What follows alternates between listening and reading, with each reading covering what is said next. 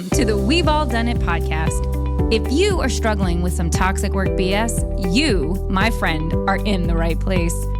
Office politics are hard, and sometimes we are the fun in dysfunction. I am Kimberly Benoit, your host and author of We've All Done It, getting real about the role we each play in a toxic workplace. With over 20 years of leadership experience, and yes, my own toxic missteps, I will be joined by leaders just like you and I to explore common leadership situations that every leader finds themselves in at some point in their career. We discuss lessons learned in a judgment-free space, because no matter how it feels, we aren't alone in our struggles. We all have our own BS, and we can support and learn from each other. Hello, everyone. Welcome back to the latest episode of We've All Done It. I say this every time, and I mean it every single time, but I am truly elated for our guest today. Ethan and I have the most interesting conversations ever, and I'm so excited. We're going to capture one today. I know we captured one on his podcast recently, but we're capturing one for us today. And I think you guys are going to enjoy everything we say because we're just brilliant people. Wouldn't you agree, Ethan? Completely. So let's start at the most important place. Tell us a little bit about yourself. Wonderful. Well, first of all, Kimberly, thank you for having me on your program. It is an honor. Tell you about myself. So I made the foolish decision to go to business school, get an MBA, then spent 20 years in corporate America leading marketing and sales teams. Experienced quite a bit of corporate dysfunction, toxicity, however you want to label it. And I had a life-defining moment in 2007 to 2008, where I had spent a year heading up the marketing for a cable company in New York City. I had grown their revenue about 40% the year that I was there. And my reward was that I and 15,000 other people were laid off. So you did your job too well. Well, perhaps. What it was is, and you know this, we've talked about this, big company A talking to big company B about merging. In advance of merging, make your financials look really good. So what is the knee-jerk reaction to most corporations? Layoffs and cost reduction. So I was one of those 15,000.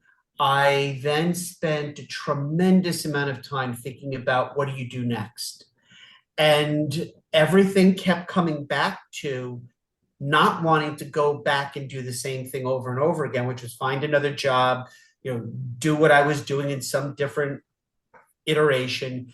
And I had this life-changing moment of complete epiphany. And I started my own consulting practice in 2009. And just for everybody out there, I do three things and have been for 15 years: employee training and development, leadership team coaching. And the thing that you and I talked about on my podcast that I'm really passionate about is organizations finally willing to embrace workplace culture transformation to create great places to work. And that's what I've been doing for 15 years. Those three aspects of unleashing people's untapped potential.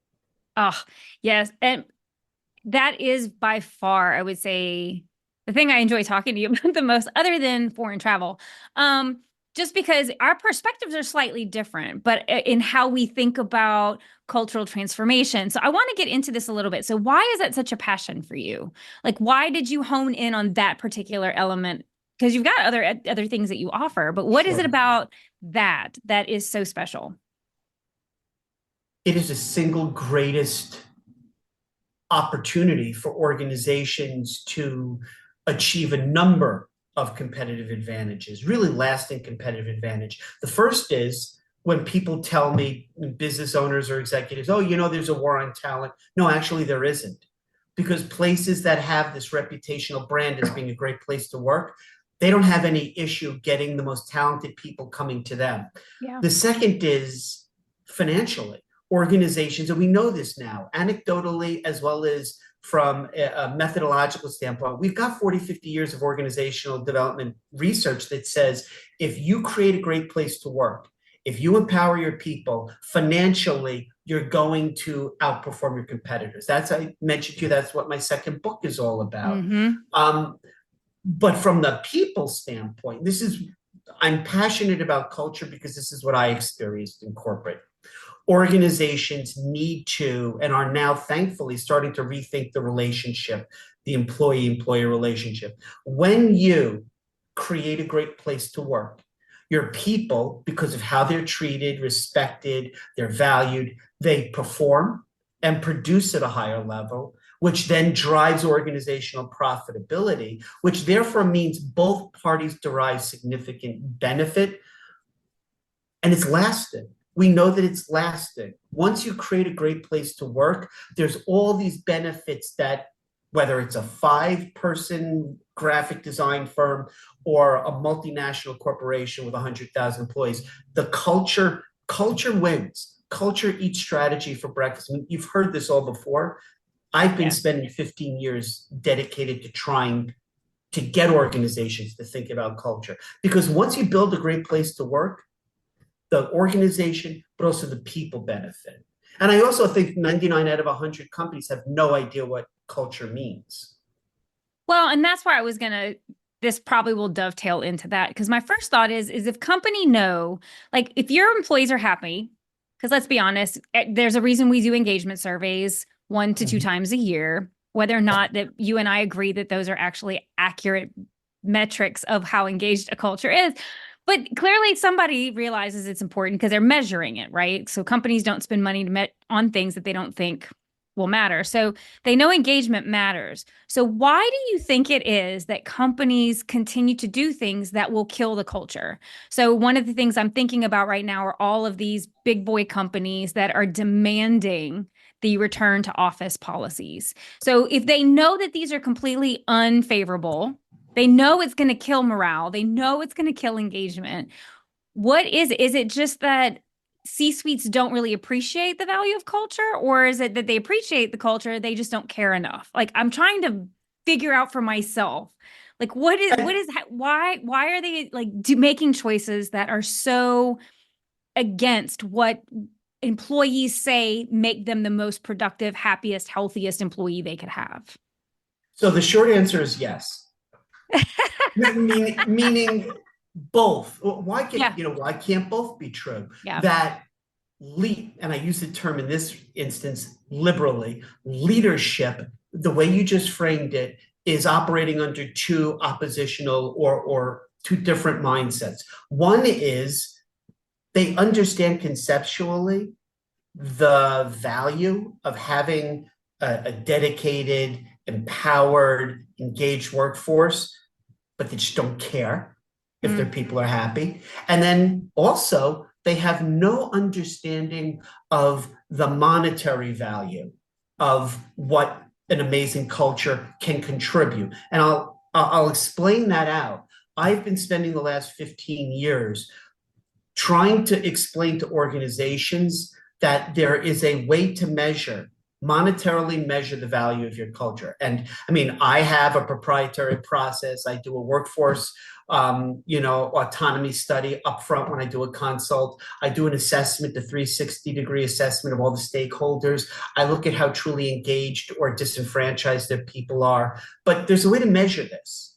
And I don't think organizations care about their people enough to make this significant change, or I don't think they're necessarily comfortable, even if they are inclined to care about their people. They don't know how to move forward.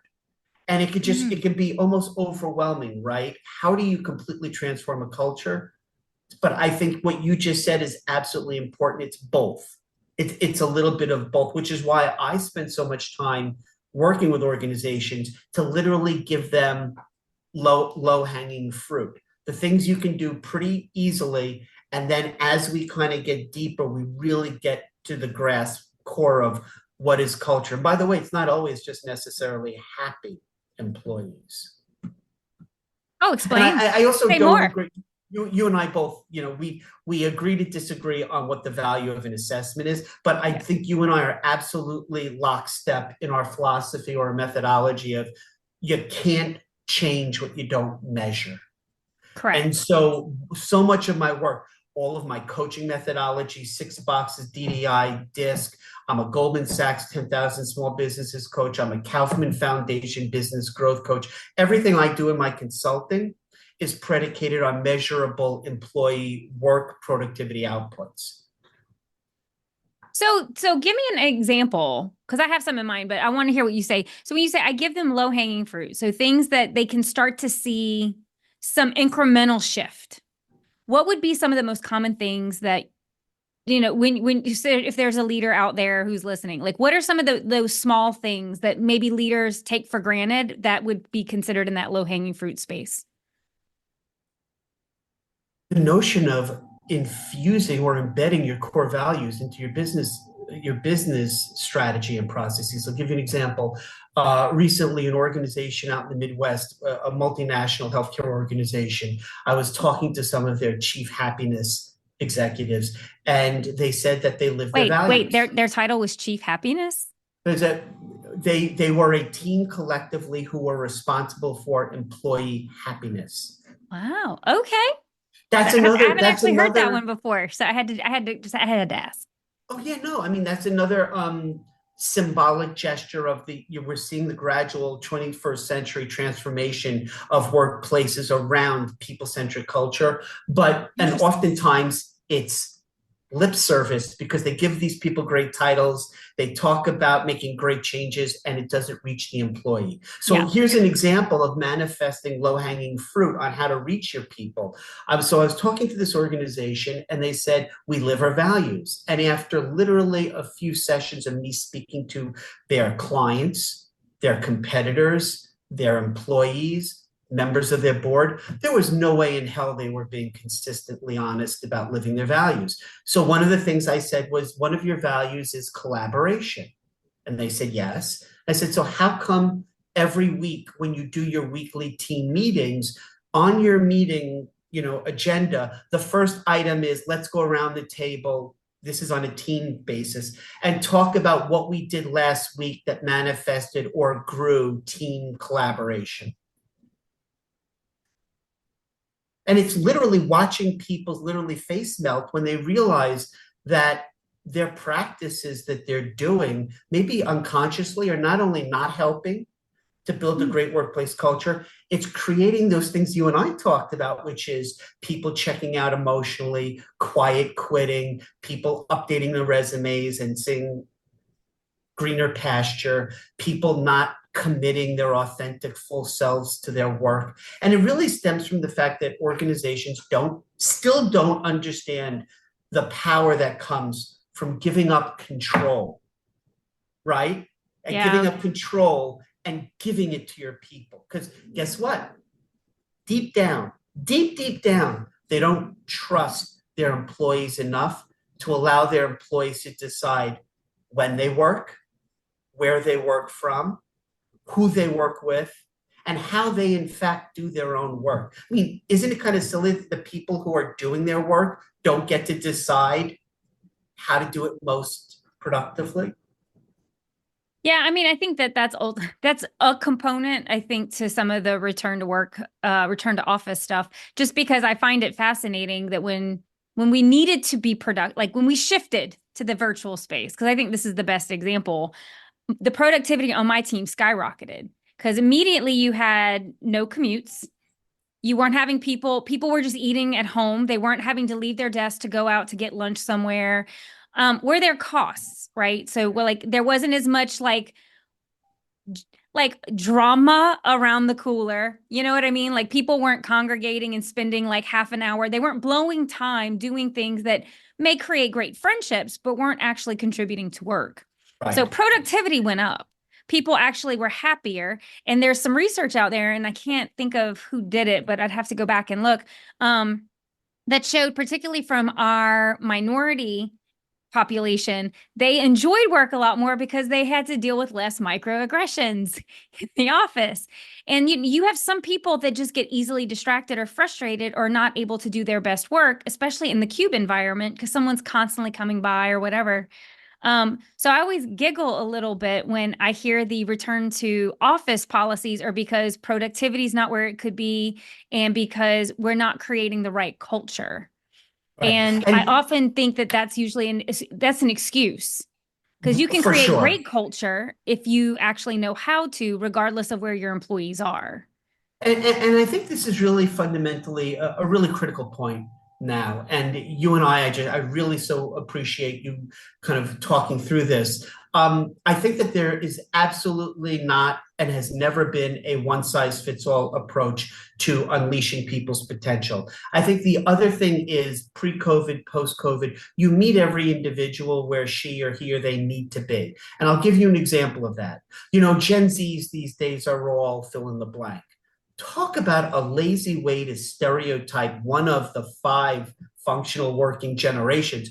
Gen Zs are not unique to themselves the way millennials are not, the way Gen Yeah. Xers, matures boomers. Here's what bothers the hell out of me. To say that Gen Zs, love technology, they love the face to screen, they don't want to come into the office. That's bull.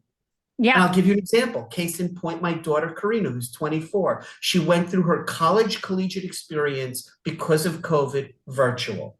She had very little as an extroverted introvert. She needed the interaction, never got it. She gets out of college, first job, they mail her the laptop and say, here's your onboarding. My daughter needed the water cooler. My daughter needed to Yeah. see how people in a professional environment, she needed to have a coach or mentor on hand. She needed to have a boss who she could walk into her office or even hear the dynamic. Because guess what? That cubicle stuff, that's actually culture. And she missed it, which is why she left the PR firm she works for Yeah. and went to a direct competitor. Yeah. It's funny you say Because that because one of the young, somebody that I hired, she's young, she's still in her mid 20s. She was on my team. And after we had, and so I want to say this, I think stereotypes, we've got to stop them. If I could tell you how, like some of the hardest working people I have ever hired in my life are Gen Zs and millennials. And I'm talking brilliant, smart, hardworking. I never saw laziness ever in them, which is so every time I hear that, it just drives me absolutely, excuse my, like batshit crazy. It's not about the generation, it is about the person. So I just want to thank put it you. there. And but just to jump in, which is why when I talk about culture, one of the things I do that organizations, you asked kindly about low hanging fruit.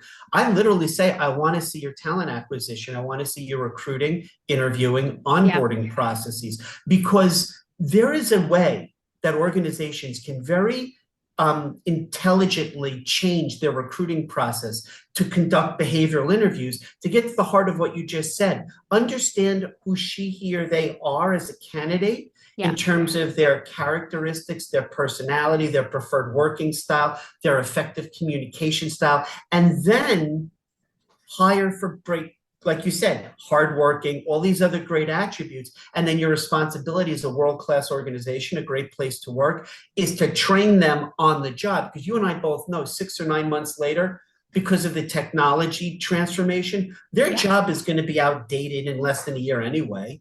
So don't recruit for stereotypes, recruit for rock star candidates. Well, and it's funny because in order to recruit the right people, you actually have to know what kind of culture you want to hire for.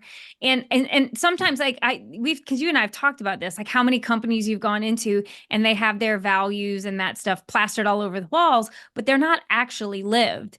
And so one of the things I was thinking about is, a question that came to mind when I was thinking about talking with you today was, where do you think culture comes from? Do you think it's a bottom up, top down, a little bit of both? How does a company decide what their culture is? And that's the gazillion-dollar question. And I think, as usual, I mean, you tackled it perfectly. It's a multi-dimensional organic thing, but I think it comes in terms of creating the structure around what it is, your values, your vision, your mission, your code of conduct and behavior. All of that is architected by the leadership team.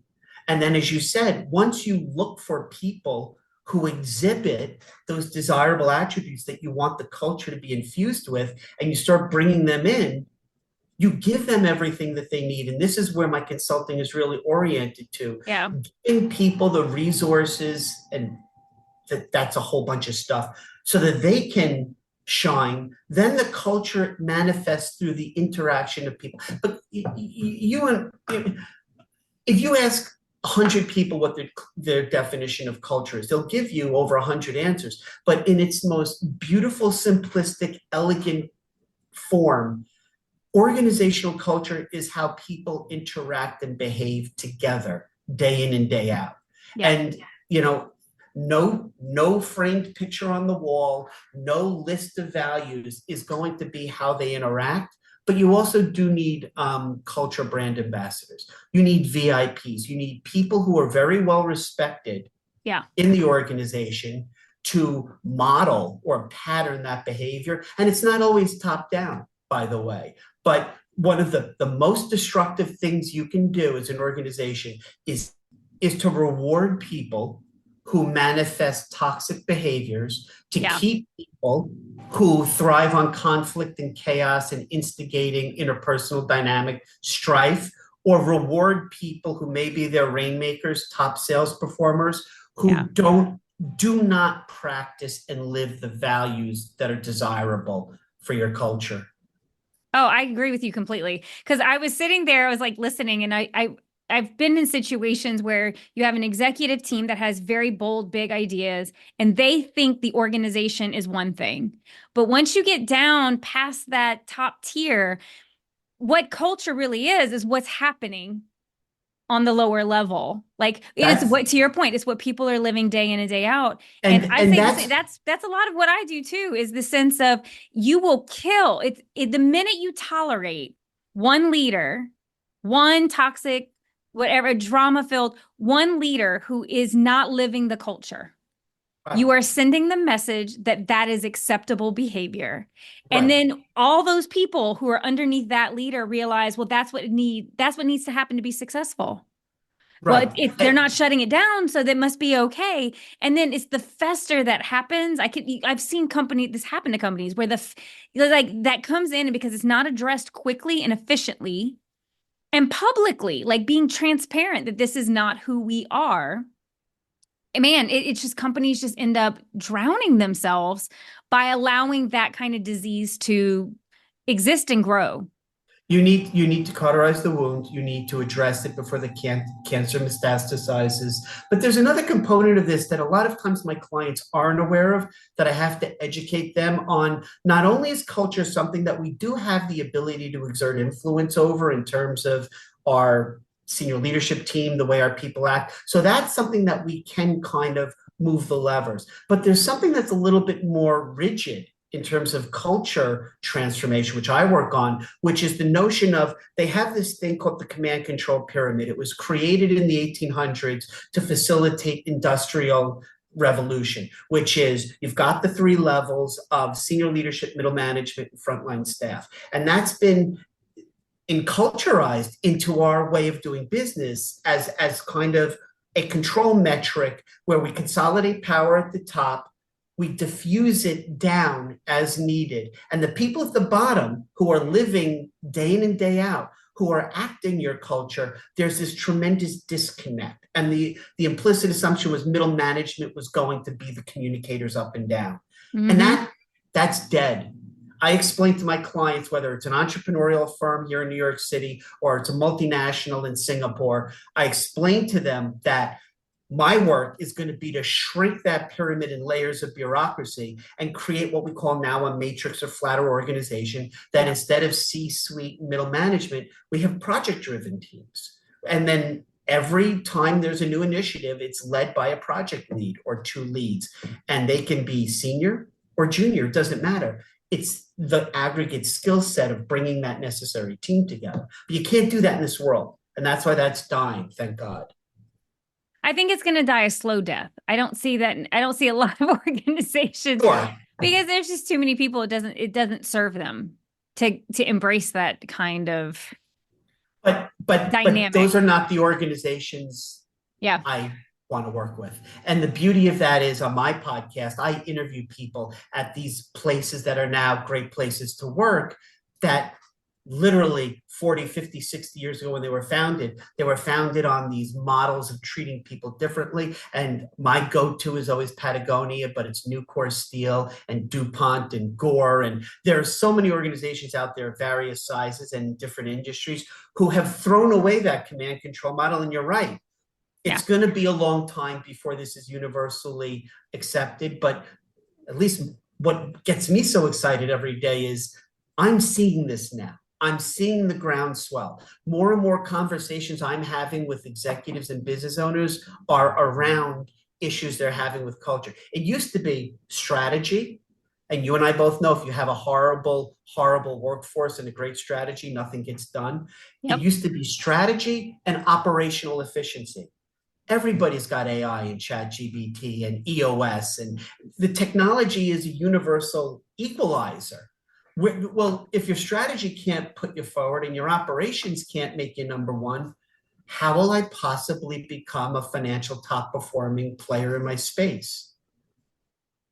Oh shit, they're called people.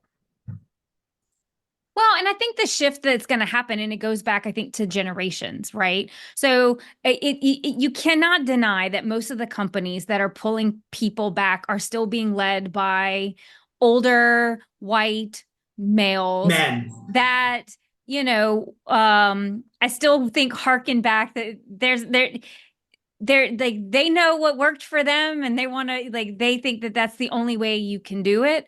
Right. Or that may not be their full motive, but I do think that's some of the motive as well. But I think as we continue to see a shift into even the Gen Xers, where you're going to see more women coming up, you're going to see more people of color coming into play that demand a different way of doing business, because we realize that you can do business in a lot of different ways. It doesn't have to be this way.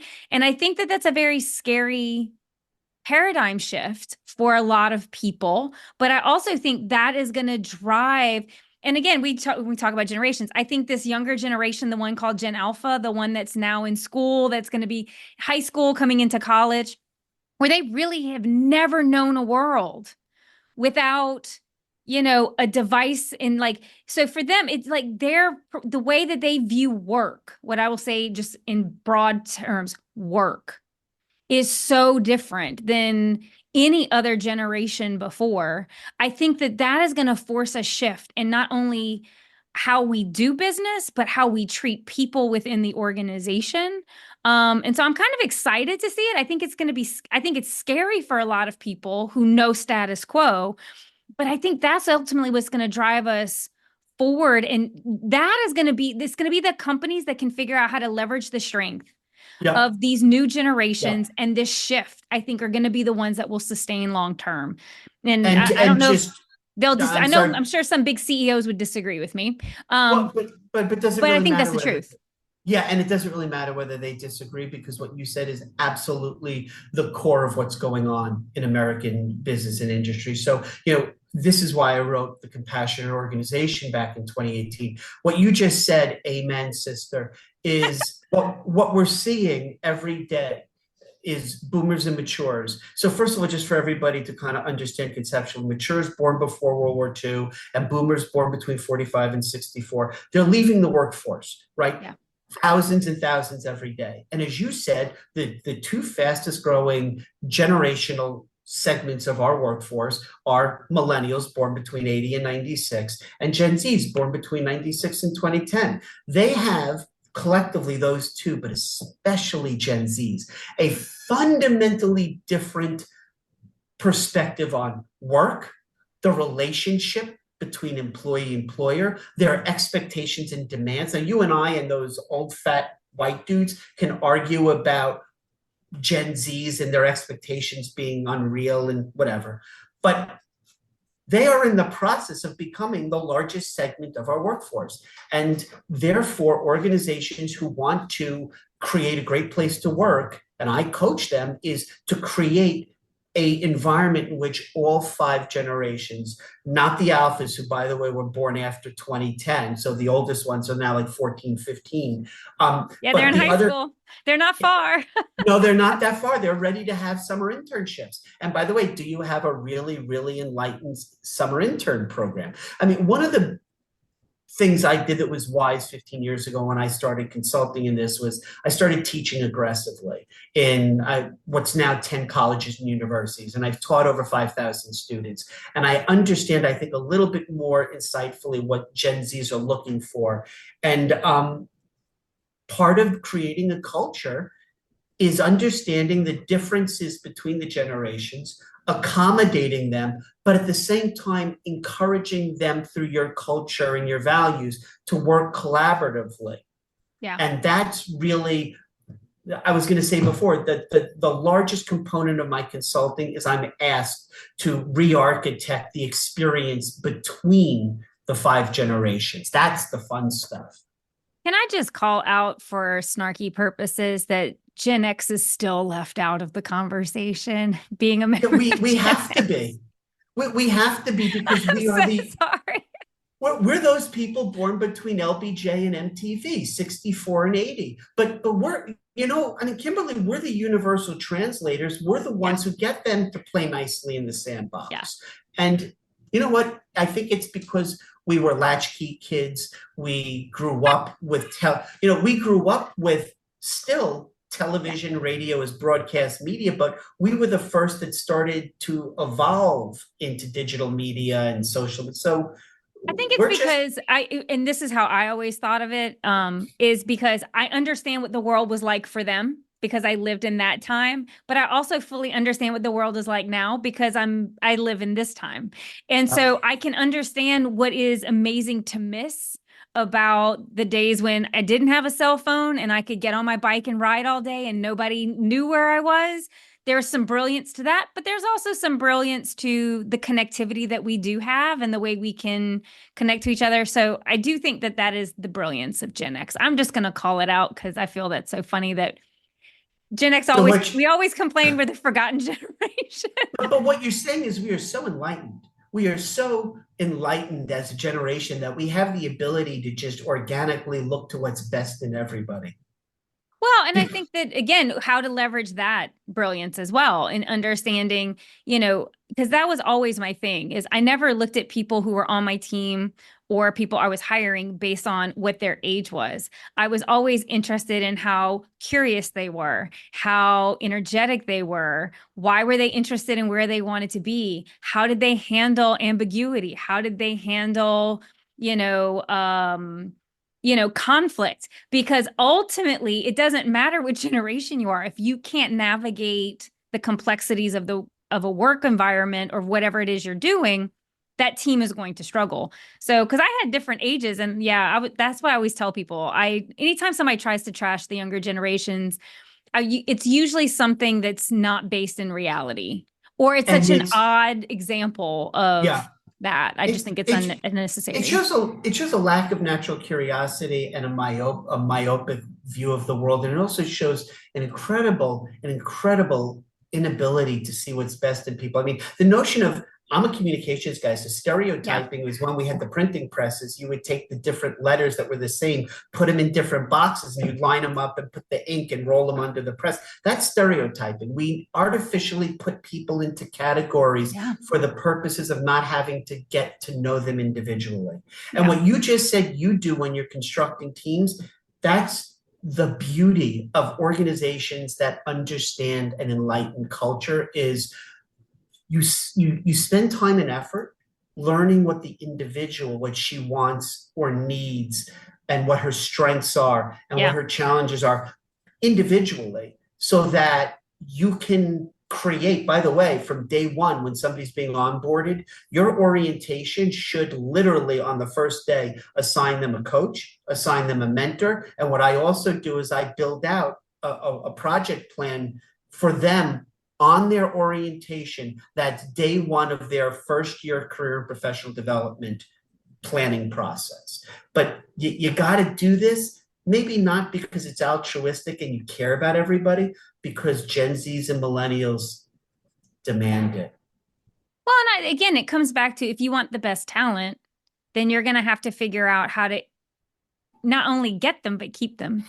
And that's true. That's why one of the things we do when we talk about culture from a people strategy standpoint of creating an HR flow process is it starts with what are the attributes you're looking for when you're recruiting? Yeah. So one of the first things I'll do is I'll ask an organization if they recruit using job descriptions. And they look at you like you have three heads. And they go, of course we do. And I go, well, that's really the 20th century and that's dead. And they go, what do you mean? How do you find candidates who are great candidates without a job description? You need the roles and responsibilities. And I look at them and I go, okay, why? Because we have to know what are the 5 or 8 roles that they're performing. Why? What do you mean, why? And I go, but in your whole process, you've never once identified how to find people who are naturally curious, problem solvers, critical thinkers, intrinsically motivated. They haven't demonstrated leadership at all. They're not, they haven't lived or studied abroad. They don't come from a culturally diverse background.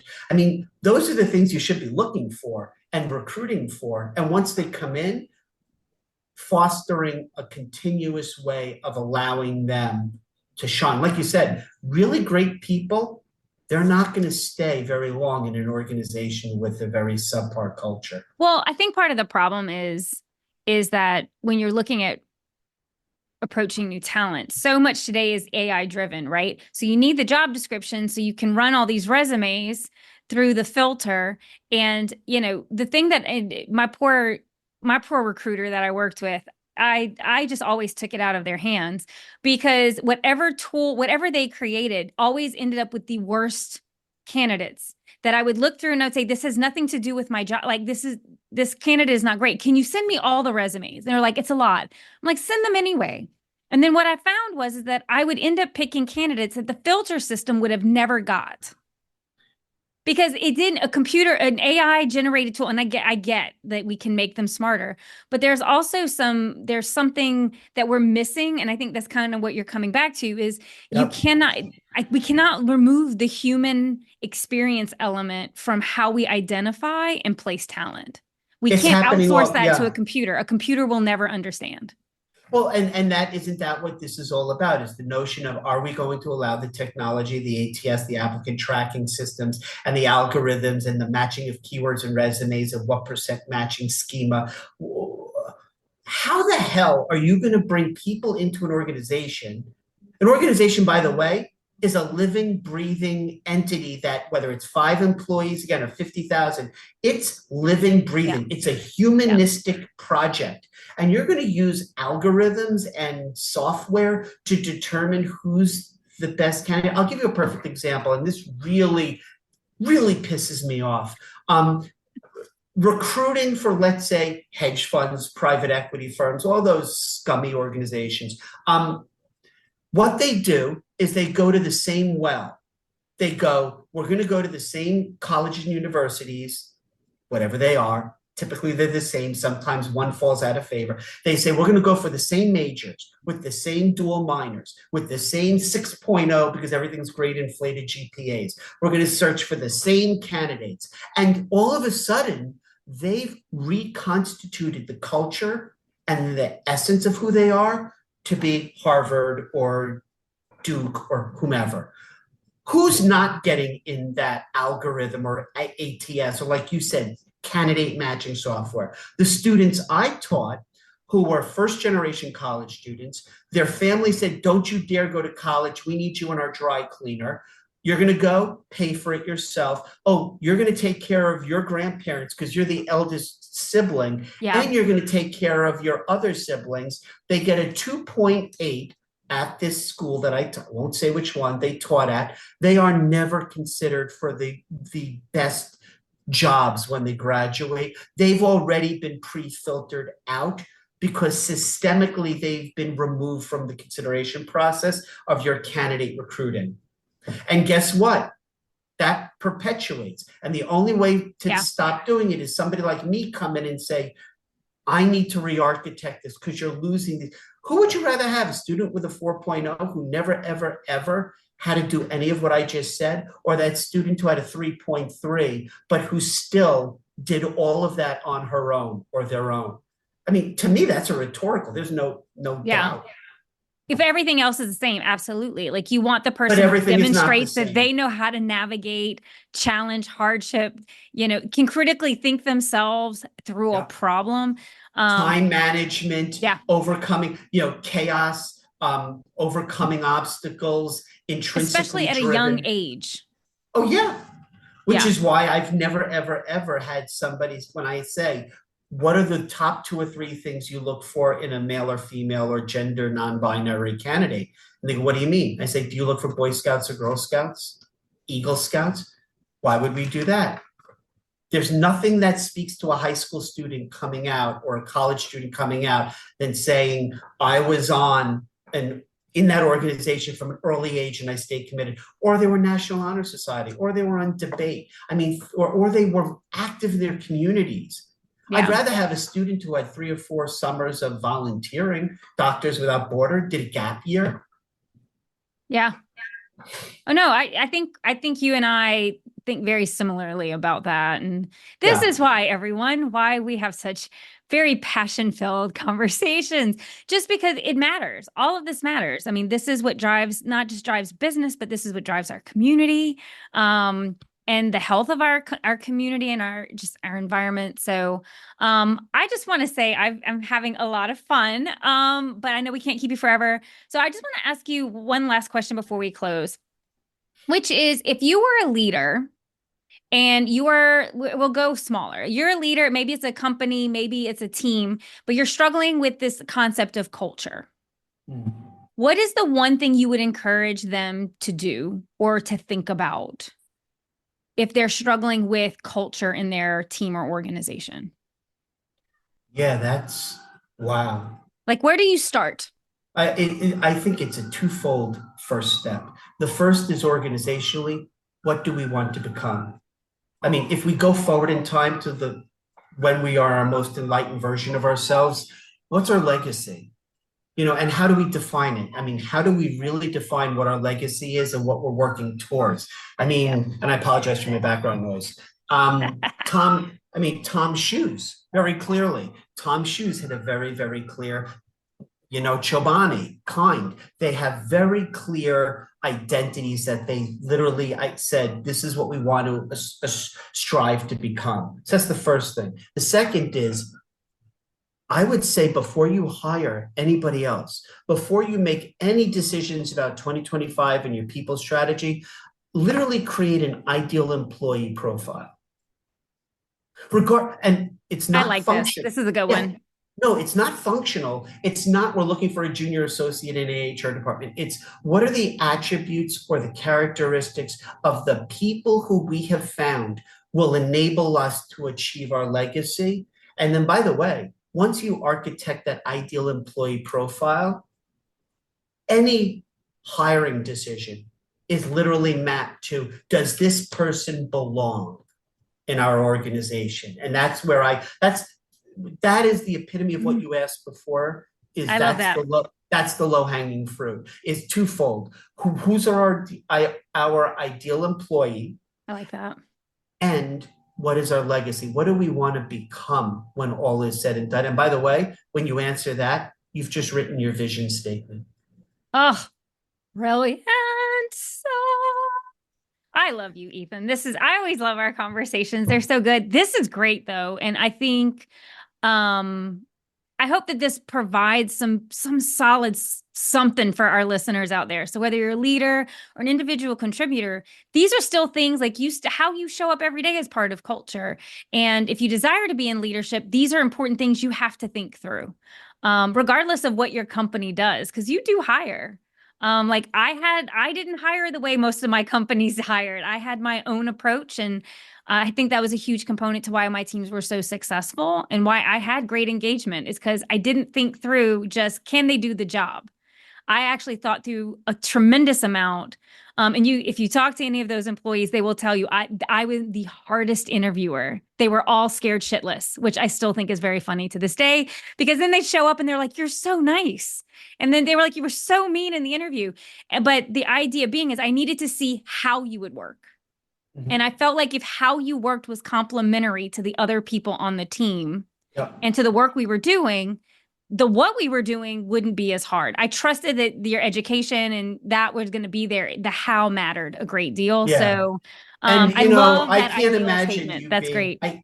I can't imagine you being a tough interview, but I will say the only thing I'll say in closing then about interviewing is one of the worst things somebody can do during the interview process is say, what would you do?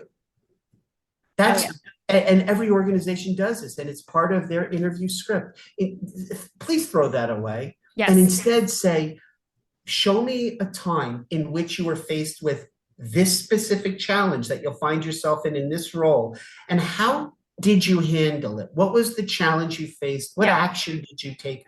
What result did you achieve? And oh, by the way, what did you learn from that? That you're going, this is a whole nother one we could talk about too, is the whole idea of behavior, situation, outcome. And that we're going to talk about that. We'll do an episode just about that one, because I think that would be helpful. But just thank you so much for coming on. I have loved every second of this, and I appreciate you so tremendously. Thank you so much, Kimberly.